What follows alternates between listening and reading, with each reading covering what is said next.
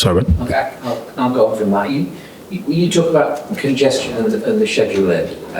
You have been on this Thursday cycle. I have thrown you another Thursday game in the League Cup. Do you wish you had, is there anything you can do? Can you make it? No, not really. I mean, it would have been nice. It's not only that. I think we've always, for some bizarre reason, seemed to have a day less than every opponent we've played so far. So it kind of affects us both ways. But you look. We all know how it works. You're kind of at the kind of behest of higher authorities in terms of broadcasters and that. When it comes to fixturing, very little say we have in it apart from accepting the fact that this is going to be our schedule. Is you mentioned Mikey has been one of your first off the caps as well on the last. Is that still? Yeah, he's still on track. Him and Richie are kind of in the final phases, so we're hoping that. Lost track of days, but yeah, next week they can start training. We've got a bit of a gap before the Newcastle game, So the plan is Mikey and Richie to sort of come back into first team training next week. Well, we'll just on further to what you were saying before. It feels like a bad run of results. It feels like everything's stacked against you, but you're confident that you can. Yeah, absolutely. Yeah, I think so. I mean, we're not that far. We're not that far off. I mean, it was, a week ago. I was sitting here after, winning a Carabao Cup quarter final and having beaten Southampton 5-0. So it seems like at the moment, we can't get a lot of traction in terms of just getting some consistency in anything. In terms of just having healthy players and sort of hitting a run of form. But I think we have the capability of doing that. We just need some reinforcements. Some will come when we get some injuries back. But, look, I still think, you look at, some of the teams that are above us, they're 4 or 5 points above us in the league. I don't think that's going to stretch by any great lengths over the next sort of period, because I think all teams you're seeing are suffering at some point. Ours is probably a bit more extreme than others, but I'm confident we'll work through that. And, once we get through it, like I said, I think we'll come out stronger for it. And just on the number of setbacks that seem to be happening, I guess Mickey, Christian, Bear, Richarlison, maybe in that category as well. I mean, when these things recur, you have to look at your own methods, the medical department. Yeah. Obviously, we look at it. I think that's been our major problem this year: is guys who are coming back from injury rather than us losing players as such. Because knock on wood, but the core group of players who are playing every game and training every game are having no issues. So we're kind of looking at those things and why that's happening. It certainly happened too often this year, where guys have come back and and they're the ones who are missing. Most of them, I think, just about all of them, apart from maybe Vic, reoccurrence of another injury. So, even with Romero, even though it's, it was a different injury, it's still a guy coming back. So it is stuff we're looking at. With the schedule being what it is now, I think you're about to have nearly a week off, but that was the first one since August. Yeah. Tell me about it. Does everything have to change? Do you have to change the way you do sports science? And it's just a kind of brave new world of...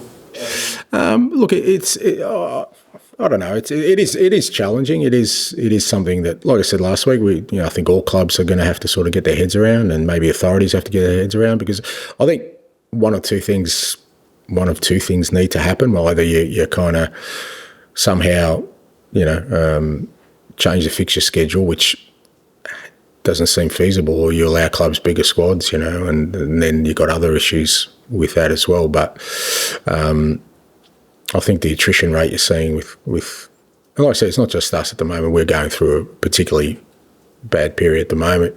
I think Newcastle went through it last year, and affected them pretty badly. They were in obviously Champions League as well and probably didn't have the squad to cope with it. So it hits certain clubs at different times, but I think it's becoming more prevalent, and for all of us, it's a challenge as to how we navigate this process to try and keep our players healthy, and kind of how we because it's not just, it's a physical thing, it's a mental thing. Like I said, it's, for us, it's been constant since August. So, even mentally the players, you've got to feel it.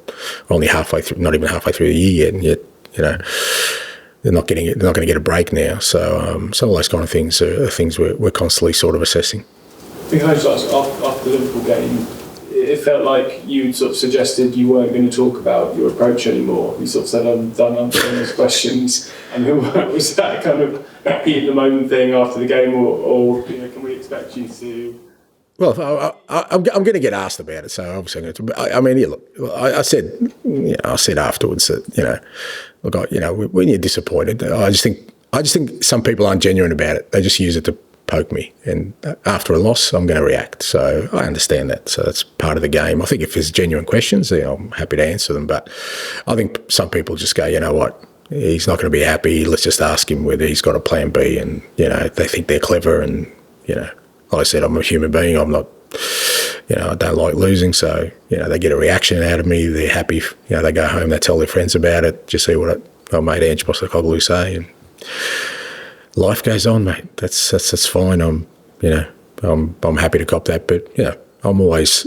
I think you know that I'm always open to talk about my beliefs and my methodology to anyone who's got genuine questions about it. Done. I think we probably nearly get as frustrated as asking the same questions you do, answering them. But flipping that round, how in a situation like this, when the bad news does keep on coming to other videos in particular, how do you keep yourself fresh for your players and say new things to them? Well, that's the challenge of the role. It's what I love about the role. I've never, as much as people kind of think that, there's a set way of doing this job, but what I love about it is it's always been one that you just don't know what's around the corner. You just, it's never run a smooth path, whether that's during a season, during a week, during a day, during a game, and it's what I've always loved about it, because you've got to always kind of be, sort of mentally alert to deal with what's in front of you, not get sort of bogged down in things that, you can't really influence or control. And like I said, there's always things that come along. I mean, you ask any manager how he feels after a win, and he'll tell you he feels good for about a second, and then his mind is racing about what is going to come next, because there's something that's going to come next. And like I said, it's what I love about the role. It's you never get up and this is going to run smoothly today. It doesn't happen. And I think because of that, I'm always prepared for these kind of situations. And I think it is important that the way I am and kind of my body language and how I speak is really important at this time, because I think other people take a lead off that, rightly so. But I've often said in the past, this is we're in a tough spot, and there's a big fight at hand. But I love that. I love that I'm right in the middle of it, and my job is to try and get us out of it. And so that positivism, given that another injury to Jackson, that feels like a bit of bad news, but I guess in these situations, the players can start using that kind of that negativity as an excuse. And to be fair, credit to the players, they haven't. They're still trying so hard. I mean, I think that's the first thing you kind of look at as a manager is are the players still responding to this? Are they kind of looking for an alternative out there? But I haven't sensed that at all. And it's very easy to, because it's, again, human nature to think, well, we need to do something different, or, we're obviously undermanned, let's change something. I haven't sensed that. The players really still want to tackle this the way we're tackling it, and I think it's a credit to them. But again, it's up to me to sort of guide them through that and just show them that, all these things, like I said, are temporary. You'll get through them. And if we do get through them in a positive way, and I guess the bonus and the benefit of getting it through, if we get through it the way I want us to, is it makes you stronger, because whatever you face in the future, you've kind of been through probably worse and overcome it. Finish with John, please. Hey, John. And just watching match of the day last night, they had Joe Hart in the studio, and he obviously is a player that loved working under you, and he was talking about the importance of your meetings both pre and post match. and just saying, you know, how inspirational they were. Can you still get that message across? Because we're not just talking about inspiration here, we're talking about injuries, but how important are those meetings? Yeah. And how much do you enjoy kind of that challenge to get the players out? Yeah, well, I hope so. I hope they're still important because, you know, I think they are, you know, they've been a big part of sort of, you know, the way I coach and manage people. You know, I think, you know, the ability to engage with people and tell stories and get them to kind of believe in something, I think is important. I think if something resonates with someone, they're more likely to go, you know, that extra level in terms of effort, in terms of commitment to do something if they can sort of understand it, why we're doing it. And so it's an important part of kind of what I do. And, you know, I still put a lot of stock in that. I think a lot about what I say to players and why I'm saying it. So that, you know, hopefully, like I said, especially in tough times, that they still feel they're connected to what we're trying to build and trying to create.